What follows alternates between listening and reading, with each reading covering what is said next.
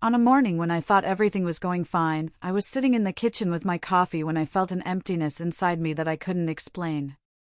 I am 32 years old, and I have been married for 5 years. But we couldn't have children. When my husband and I come home from work, we look at each other but can't find any words to say. Sometimes, silence speaks louder than words. Over time, that silence settled into the walls of the house. We woke up at the same time every morning, drank the same coffee, and walked out the same door. But inside me, something was slowly disappearing. The dreams I once built with hope had turned into waiting. It felt like life had stopped at some point, and we were stuck at that stop. We weren't fighting, but we weren't really talking either. We were just watching the days pass by. And then that moment came. While casually talking to our neighbor in the garden, I caught one sentence. "Oh, was it your husband who came here last month, to the summer house?" Time slowed down in that moment. My heart started racing, but I didn't show anything on my face. I smiled and nodded. But inside me, something cracked. Because my husband had told me he was on a business trip last month. And I had believed him. That small sentence kept echoing in my mind. It sounded like just a comment, maybe a misunderstanding, but the feeling inside me was much deeper. I remember my knees shaking as I walked back into the house. I told myself, "You're overreacting." But sometimes people feel the truth before they actually know it. That day, for the first time, I thought this: maybe I wasn't living the life I thought I was. Maybe loneliness wasn't just about being physically alone. That evening, I looked at myself in the mirror. I saw a tired but strong woman. A woman who carried the weight of life silently, but was still standing. And in that moment, I felt that this story was not just about being cheated on. It was the beginning of an awakening. If this story has already touched you, I'd appreciate it if you liked the video, subscribe to the channel, and write in the comments where you're watching from. Because sometimes, healing doesn't come from telling our own pain, but from finding ourselves in someone else's. This story tells the journey of a woman who quietly broke, but quietly stood back up again. None of us are truly alone. Sometimes, we just need to remember that. Waking up in the mornings had stopped feeling pleasant as the years passed. When the alarm rang, I would slowly open my eyes, stare at the ceiling, and for a moment just feel myself breathing. I am 32 years old, I have been married for 5 years, and loneliness filled the house like a quiet shadow. Not being able to have a child felt heavier every morning when I saw the empty plates at the breakfast table. At first, I thought my relationship with my husband was normal. We had memories of laughing and having fun together, but lately those moments felt like they belonged to a different life. Our home felt like a heavy responsibility placed mostly on my shoulders. The decoration, the order of the house, the bills, all of it was on me. It used to feel like a space we shared together. Now, it felt like a burden I was carrying alone most of the time. My car, a silver 2019 Honda Civic, gave me a small sense of freedom when I drove it to work. His car, a black 2020 Ford Explorer, was usually ready for business trips. We worked in different places. I was a project manager at an advertising agency in the city center, and he was a manager at a logistics company outside the city. During the weekdays, we barely saw each other and usually only met at dinner in the evenings. As the days went by, our silences became more noticeable. We used to have small conversations and moments shared over coffee. Now, most of the time, we were just looking at each other without speaking. Our conversations had become shorter, while our arguments lasted longer. Not being able to have a child had first been just a source of sadness, but now it had turned into an invisible wall between us. Sometimes the silence at the dinner table, sometimes the distance I felt while sitting next to him in front of the TV, made that wall feel even bigger. Lately, his work trips had started to increase. At first, they seemed like normal business trips lasting a few days. But inside me, there was a feeling telling me this wasn't ordinary. The way he often hid his phone, quickly deleted some messages, and spent weekends out of town saying he had urgent meetings started to raise questions in my mind. The time I spent alone at home increased. While drinking coffee, looking at old photos, or sometimes just quietly staring out the window, I compared the happy memories from the past with the loneliness I felt now. And in those moments, my neighbor's words from the garden came back to my mind. "Oh, was it your husband who came here last month, to the summer house?" That small sentence shook something inside me.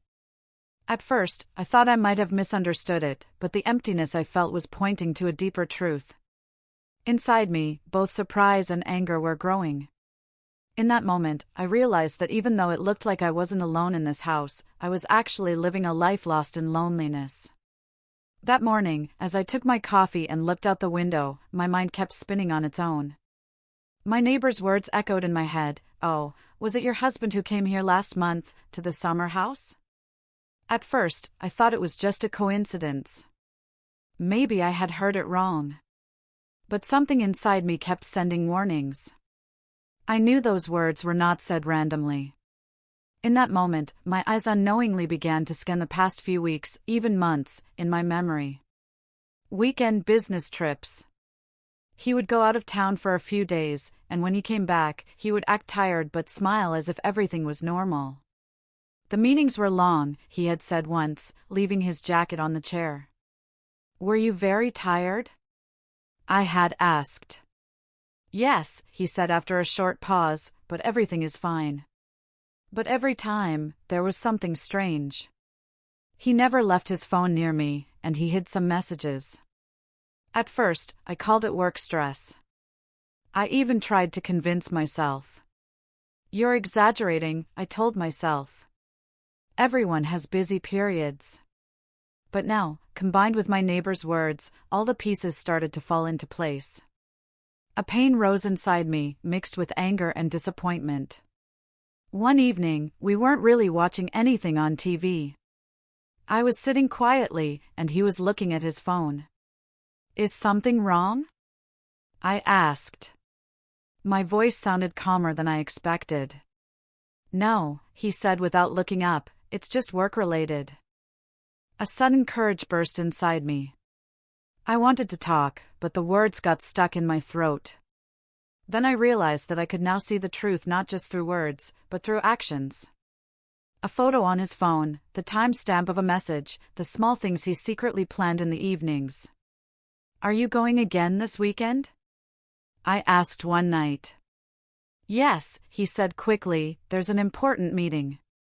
When everything came together with what my neighbor had said, a clear picture formed in my eyes.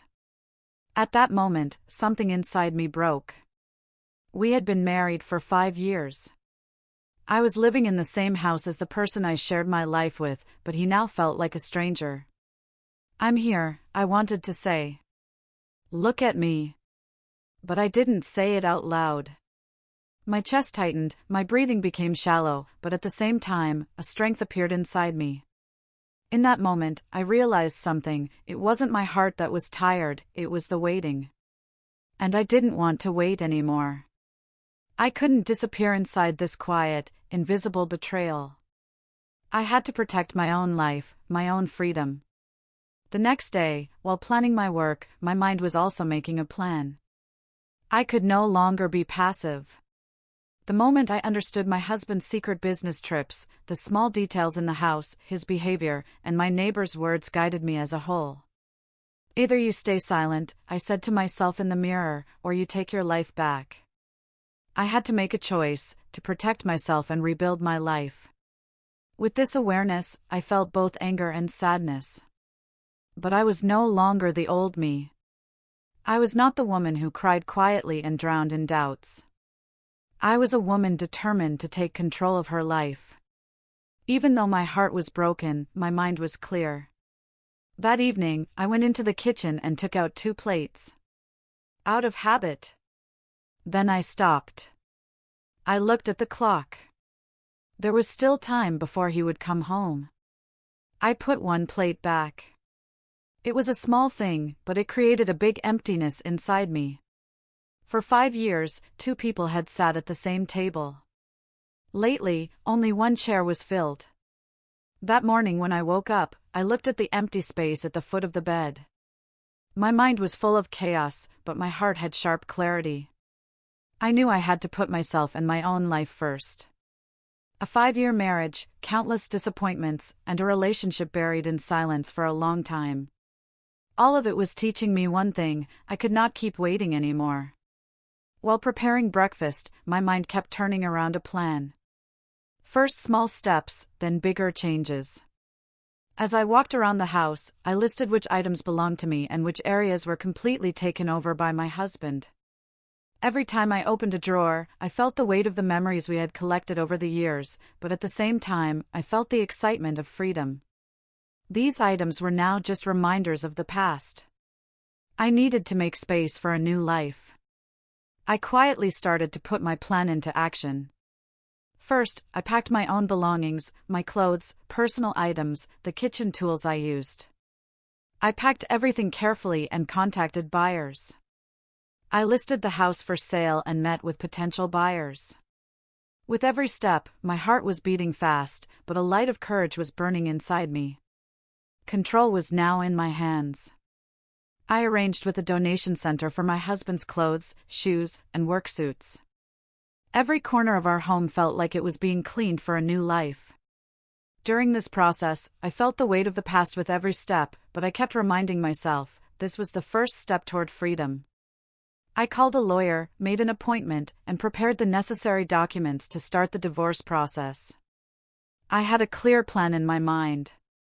While my husband was on a 3-day business trip, I would complete all the preparations. When he returned home, he would see only change and determination in front of him. I was in control of my life now, and no one could stop me. With every step I took, both sadness and a sense of relief grew inside me. As the shadow of the past was erased from the house, even the uncertainty of the future started to feel exciting. This process reminded me not only of my freedom, but also of my own strength. I would no longer live in anyone's shadow. I would light my own light. That morning, my husband got ready early. He had a 3-day business trip, and as usual, we said goodbye at breakfast with a short, "Have a safe trip." This time, silence wrapped around both of us. The words were stuck in my throat, but my eyes were saying everything as I looked at him.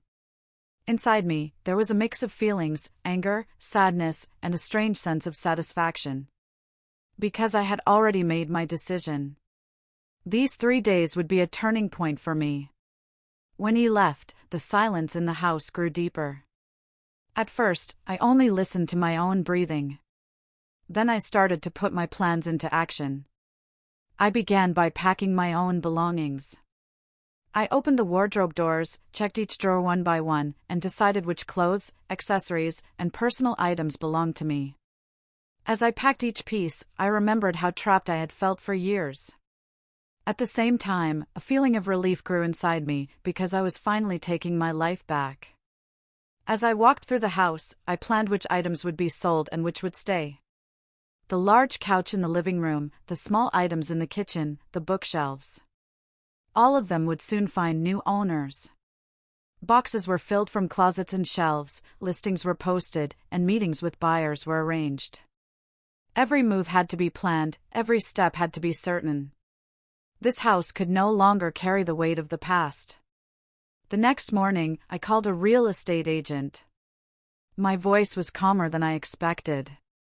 As I held the phone to my ear, I knew this call was one of the clearest steps I had ever taken in my life. "I want to sell the house," I said. There was a short silence. "Does your husband know?" he asked. I paused for a moment. "The deed is in my name," I said. "I don't need to consult anyone else."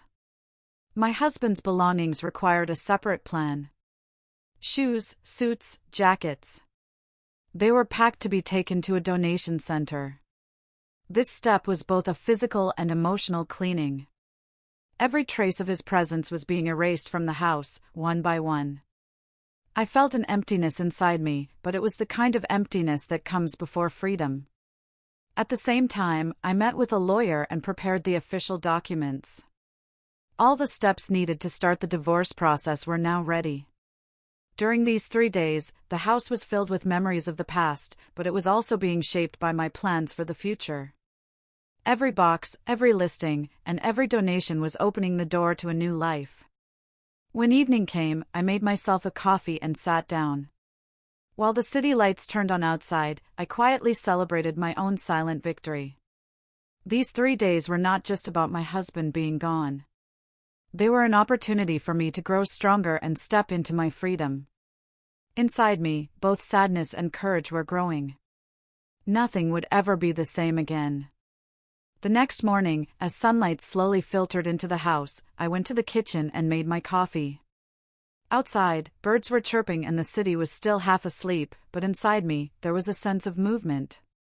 Today was the day I would carry out my plan step by step. The house no longer needed to reflect only our past, but also my future. First, I went to the living room. The bookshelves, decorative items, old photo frames, everything was packed one by one. Some items would stay with me as memories, while others were set aside to find new owners. As I prepared each box, I felt a light sadness, but also a sense of satisfaction. This house, which had made me feel pressured for years, now needed to become a place that gave me strength. While packing the kitchen items, I separated the old plates, glasses, and cookware sets. Some kitchen tools would be sold, others would be donated. Every move was planned. I was creating an organized transition, not chaos. I walked through every corner of the house, not missing even the smallest detail. This process gave me the chance to let go of the weight of the past and make space for the future. My husband's clothes, shoes, and accessories were packed separately and with special care. Each suit, jacket, and tie was folded neatly and prepared to be taken to a donation center. This step was not just a physical cleaning, but an emotional one as well. His shadow would no longer move through the house. Every donation box felt like a step closer to my freedom. The other rooms of the house were cleaned with the same care. The bedroom, the bathroom, the hallways, every corner was cleared of traces from the past. Boxes and packages were prepared one by one, and the house slowly became emptier, almost lighter. From the outside, it was just a house, but to me, it was the beginning of a new life. By the late afternoon, most of the house was empty. After making sure everything was in order, I sat quietly for a while. The noise of the city outside no longer carried the weight of the past. Inside me, there was a mix of sadness and satisfaction, because at last, I was in control of my own life. The house was no longer just a building, it had become the space for my new beginning. The next morning, I started the day early. The house was still quiet. The 3-day absence gave me time to carry out my plan. First, I called my lawyer and made an appointment. While speaking on the phone, my voice shook a little, but it was also firm. Every word carried the anger I had suppressed for years and my desire to take my life back. There was no turning back anymore, my decision was clear. At the appointment time, I went to a small but effective law office in the city center. The office was simple but organized. A few files and books on the desk reflected the serious and cold world of law. My lawyer was a young but experienced woman, and there was understanding and determination in her eyes. I told her my story, she listened quietly, took notes, and then explained the process to me in detail. Preparing the documents, the court process, and informing my husband, everything was explained step by step. While sitting in the lawyer's office, I looked at my hands. They were not shaking. "Are you sure?" the lawyer asked. I lifted my head. "Yes," I said. Instead of staying alone in this marriage, I choose to walk on my own. Every detail created both relief and tension inside me. I was no longer passive, I was actively rebuilding my life. My lawyer explained possible obstacles in the divorce process and the possible solutions. Every step matched the strategy one had planned. The situation of the items in the house, the donation of my husband's belongings, and financial matters, all of it was now placed into an official framework. I signed the documents, took my copies, and the process officially began. This step was not just a legal move, it was also the beginning of an emotional separation. There was sadness inside me, but also a sense of freedom. Even though I was hurt, control was now completely in my hands. It was time to protect my life and my future. As I left the office, I was thinking about what was ahead. In the coming weeks, my husband would return home, confrontations, maybe anger, maybe shock. But I was ready. I was no longer a woman who would step back, but one who would move forward with courage. The divorce process was not a loss for me, it meant a gain.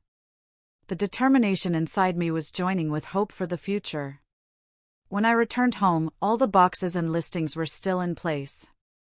The silence of the house was no longer heavy, it was peaceful. This silence was preparing me for my husband's return and for the beginning of my new life. A fire was burning inside me. I would no longer live in anyone's shadow, I would create my own light. For 3 days, the house moved forward in silence and planning, and now it was completely ready. Every corner was organized, the boxes were packed, the listings were finished, and my husband's clothes had been donated. Inside me, there was both peace and a kind of tension, because now I was waiting for him to come home. This moment would be the true test of my plan. That evening, when the doorbell rang, my heart started beating fast. I heard footsteps. He had returned from his business trip. He tried to open the door with his key, but the silence inside surprised him. The key didn't work, the door was locked as part of the new order I had created. He stopped in short shock, looked around, but there was no sound from inside. Then my voice echoed, "Hello. I guess I'm the owner of the house now." On his face, shock came first, then anger, then confusion. He stepped back, raised his hands slightly, and stood there silently. The house was quiet, but inside my heart I felt the sweet rush of freedom. As I looked at him, I knew I was no longer the old woman, not silent and broken, but determined and in control of her own life. For a short while, we didn't speak, we just looked at each other. I felt a sense of relief. Years of anger and disappointment were melting away in that silence. While looking at him, I thought about it all, years of marriage, silence, and hidden betrayal. But now, all of it was in the past. This house was the stage of my new life, and no one could control that stage anymore. "What did you do?" he whispered, his voice shaky and confused. I smiled, but it wasn't a mocking smile. It was calm and firm. "I just took my life back," I said. "Everything is in its place now. This house is my new beginning. There is no place for you here anymore." The shock on his face mixed with the deep silence. He slowly stepped back and turned toward the door. Inside me, there was both a feeling of lightness and victory. This moment was the turning point I had waited for years. The weight of the past was gone, every corner of the house, every object, every sound was now under my control. In that moment, I realized that life's hardest tests often become the beginning of the strongest victories. My husband's shock and silence reminded me of the courage and determination I had been missing for years. Now there was nothing stopping me from choosing my own path, living my own life, and lighting my own way. My husband paused in front of the door. In his eyes, anger appeared first, then shock, and finally helplessness. When he realized his key didn't work, the expression on his face changed. His hands trembled slightly, and he stood there, not knowing what to do. Inside me, I felt a mix of relief and tension. The feelings I had buried for years were about to come out. What did you do?" he said, his voice low and shaking. I smiled softly, but it wasn't mocking, it was a reminder of my own strength. "I just took my life back. This house is mine now. There is no place for you here," I said. At first, he looked confused, then more desperate. In that moment, I felt both satisfaction and pain, because the anger I had quietly carried for years was finally answered with firm resolve. He stepped back, his eyes starting to fill with tears. "I know. I made a mistake. Please, give me one more chance. I love you. I swear, never again. For our children, for our family. Please, come back," he said. His voice was begging, the words stuck in his throat, his eyes full of despair. My heart tightened. The dreams we had built together, our hopes for children, the memories we shared passed in front of my eyes. But a voice rose inside me. How could you do this? For how many years have we been unable to have children? How many years have we dreamed together, and you did this secretly with another woman? My eyes filled with tears, my breath caught. My heart was both broken and full of anger. Years of effort, trust, and patience felt like they had collapsed in one moment. For a second, I became emotional, years of silent hope and disappointment mixed with my tears. But I took a deep breath, wiped my eyes, and remembered my determination. I don't want this anymore. I can leave the past behind, but I cannot forgive what you did. I will not share this house or this life with you anymore. I am taking my freedom back, I said, my voice steady, but strong. Seeing the regret in my husband's eyes both hurt me and gave me strength. He kept begging, trying to convince me to come back. But I didn't want to return. Years of silence, broken trust, and accumulated pain would not let me forgive him. In that moment, I understood that some doors close and never open again. Sometimes in life, you must accept the pain of the past and choose your own path. He slowly stepped away from the door. The silence grew deeper, only our breathing could be heard. Inside me, there was both sadness and a sense of victory. I was no longer lost, I was fully in control of my own life. My husband's regret and begging stayed behind as a shadow of the past, while I moved forward, steady and strong, toward the future. This moment was the beginning of my freedom and my decision to light my own way. That night, while the house was wrapped in silence, I spent a long time alone. Loneliness was no longer frightening, it felt peaceful. My husband's regret and begging were left behind. My life was now fully under my control. Inside me, I felt both a lightness and a growing sense of strength. For the first time in a long while, I had the freedom to put my own needs and dreams first. In the morning, the first thing I did was review my financial situation. For 5 years, I had been actively working in my own job, managing my own salary. My savings and investments were completely under my control. I checked my accounts, planned my expenses, and reviewed any responsibilities I had. Creating a clear budget gave me peace of mind. Knowing I could live my life without depending on anyone else felt empowering. This financial freedom became a symbol of my emotional independence as well. The arrangement of the house now belonged entirely to me. I shaped my living space around my own style and comfort. Every corner reflected my taste and my spirit. When I took my morning coffee and sat by the window, looking at the city outside, I took a deep breath. The shadows of the past were finally behind me. Returning to my work also gave me strength. Managing projects at my agency, working with my team, and creating new ideas strengthened not only my career but also my self-confidence. No one could tell me you can't do it anymore. I was standing firmly on my own feet. At the same time, I began to rebuild my social life. I met with friends I hadn't seen in a long time, returned to my hobbies, and created small but meaningful moments just for myself.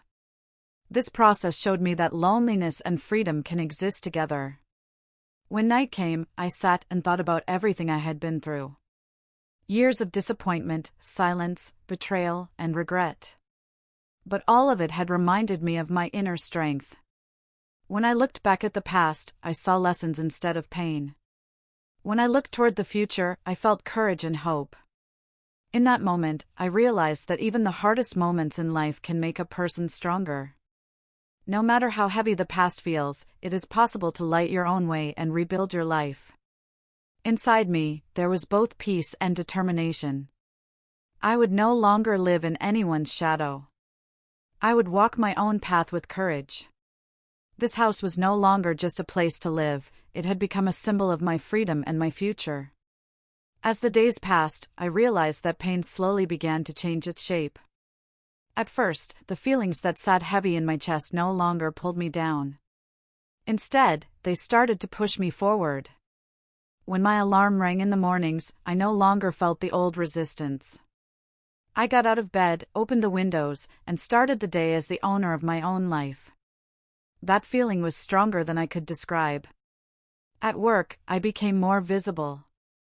I spoke more clearly in meetings and shared my ideas without hesitation. The projects I managed gained momentum, and my communication with clients grew stronger.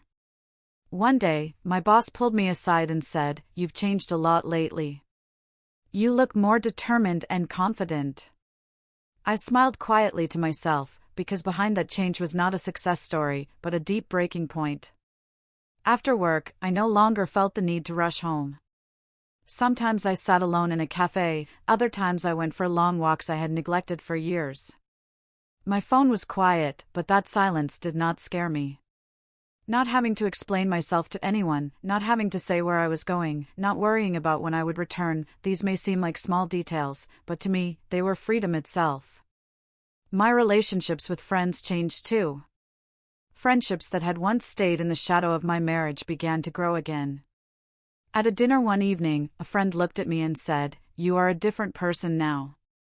She was right. I was no longer just a wife, no longer a woman waiting. I was an individual in control of her own life. Sometimes at night, the past came back to my mind. The days I dreamed of having a child, the months I waited with hope, the disappointments I kept inside. But these memories no longer hurt me. I saw them not as burdens, but as stops that brought me to who I am today. Some dreams do not come true, but that does not mean life is over. I learned this late, but very clearly. When I looked in the mirror, the woman I saw stood taller. There was no exhaustion in my eyes, only awareness. I understood that the things I thought I had lost had actually set me free. For the first time in my life, I was truly living a life that belonged to me. My new life was not only about the changes that could be seen from the outside. The real transformation happened in moments no one else could see. In the evenings, when I turned off the lights and sat alone, I heard my own voice for the first time. Questions I had pushed down for years came up. What do I want? Why was I always the one who adjusted? What was I so afraid of losing? The answers hurt, but they also healed me. Facing myself was much harder than facing someone else. For a while, I went to therapy. Telling things I could never share with anyone to a stranger felt strange, but it was necessary. There, I learned something important: infidelity is not a failure of the person who is betrayed. Accepting this truth took time. Because people tend to blame themselves the most. I realized how much I had torn myself apart by saying, if I were a better wife, if I were more patient, if the issue of having a child didn't exist. But the responsibility was not mine. I had only trusted. The only things left from my old marriage were lessons. The memories of the years we spent together no longer hurt me. Some memories never disappear, but they lose their power. When I think about his begging, about the day he was left outside the door, I am still clear in my mind. The decision I made in that moment was the clearest decision of my life. When love breaks once, it does not grow again from the same place. And some doors close, never to be opened again. The people around me changed too. Some drifted away, others stood by me when I least expected it. I learned that hard times reveal real connections. I may not have crowded tables anymore, but I have a few sincere people in my life. That is enough for me. Quiet but real support is far more valuable than loud but fake crowds. My fears about the future have not completely disappeared. Some nights, I still think, what if I end up alone? But this thought no longer scares me. Because I know I can handle loneliness. Being alone is far more honorable than staying in a wrong life. I learned this by living it. If one day I start a relationship again, this time I will have conditions. I will not stay silent. I will not ignore things. I will not make myself smaller. And if no one ever comes, I will still be complete. Because now I have a life that belongs to me. To everyone watching this video, I want to say this. Staying in a relationship is not only about love. If there is no respect, honesty, and trust, love alone is not enough. And sometimes leaving is not giving up, it is choosing yourself. Choosing yourself is not selfish. If you found a piece of yourself in this story, Please do not ignore it. What you feel is valid. Your pain is real. But this pain does not have to define you. Life is not made of a single wrong page. There is always a new page. Here, as I come close to the end of this story, I have a small request for you. If what you heard touched you, liking the video, subscribing to the channel, and writing where you are watching from or how this story made you feel would mean a lot to me. Because these comments can give strength not only to me, but also to someone else who is quietly watching and feeling alone. I am moving forward. More calm, more real, more myself. And do not forget this. Some endings are actually the place where you find yourself.